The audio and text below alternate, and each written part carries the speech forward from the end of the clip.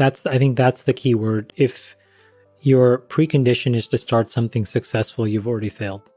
Because you're playing somebody else's game. What success means is not clear. You're walking into the woods. It's murky, it's dark, it's wet, it's raining. There's all these animals about. There's no comfort there. So you better really like hiking. And there's no short way to shortcut that.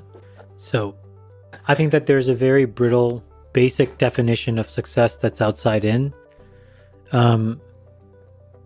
But that's not what it is. I know people that are much, much, much richer than I am, and they are just so completely broken.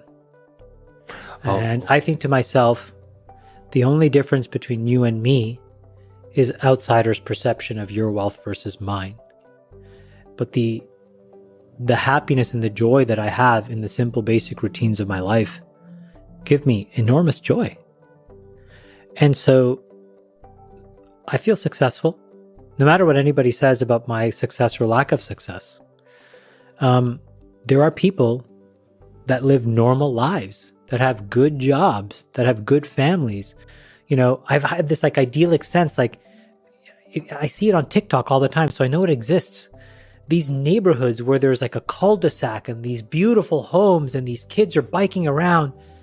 And every time I see that, Lex, I immediately flash back to what I didn't have. And I think that's success. Look at how happy those kids are. So no, there is no one definition. And so if people are starting out to try to make $1 million, $100 million, $1 billion, you're going to fail.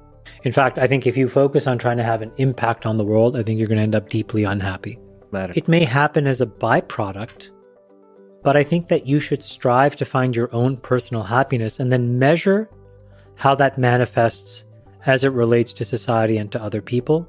But if the answer to those questions is 0, that doesn't make you less of a person. If you're in a position to do it, I think some folks are tested. Elon is probably the best example. And it must be really, really hard to be him. Really hard. I have enormous levels of empathy and care for him. I really love him as a person because I just see that it's not that fun. And he has these ways of being human that in his position I just think are so dear that I just hope he never loses them. Just a simple example, 2 days ago, I don't know why, but I went on Twitter and I saw the perfume thing. Yeah. So I'm like, fuck it. I'm just going to go buy some perfume. So I bought his perfume, the burnt hair thing. Yeah. And I emailed him the receipt and I'm like, all right, you got me for a bottle. And he responded in 8 seconds and it was just a smiley face or whatever. Yeah. Just deeply normal things that you do amongst people that are just, so nobody sees that.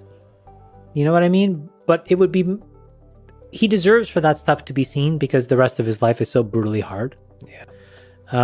He's just a normal guy that is just caught in this ultra mega vortex. It's an extremely lonely set of trade-offs. Because to your point, if you get tested, so if you think about it again probabilistically, there's 8 billion people in the world, maybe 50 of them get put in a position where they are building something of such colossal importance that they even have this choice. And then of that 50, maybe 10 of them are put in a moment where they actually have to make a trade-off. You're not going to be able to see your family. I'm making this up. You're not going to be able to see your family. You're not, you're going to have to basically move into your factory. You're going to have to sleep on the floor.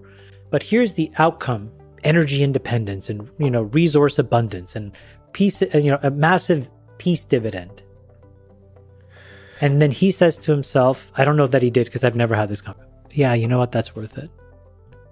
And then you look at your kids and you're like, I'm making this decision. I don't know how to explain that to you. Yeah. You want to be in that position? There's no amount of money where I would want to be in that position. So that takes an enormous fortitude and a moral compass that he has. And that's what I think people need to appreciate about that guy. There's definitely people with the potential. But think about his journey. His mom had to leave a very complicated environment, moved to Canada, moved to Toronto, a small apartment just north of Bay and Bloor, if you've ever been to Toronto. I remember talking to her about this apartment. It's so crazy because I used to live like around the corner from that place and raise these 3 kids and just have to. So how many people are going to start with those boundary conditions, and really grind it out? It's just very few people in the end that will have the resiliency to stick it through, where you don't give in to the self-doubt. And so it's just a really hard set of boundary conditions where you can have 50 or 100 of these people. That's why they need to be really appreciated.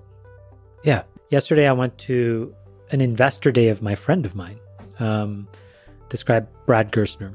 And, on the one very reductive world, Brad and I are theoretically competitors, but we're not. He makes his own set of decisions. I make my own set of decisions. We're both trying to do our own view of what is good work in the world. But he's been profoundly successful. And it was really the first moment of my adult life where I could sit in a moment like that and really be appreciative of his success and not feel less than. And so, a little selfishly for me, but mostly for him as well, I was so proud to be in the room. That's my friend. That guy plays poker with me every Thursday. He is crushing it. It's awesome, and that's it's a really amazing feeling.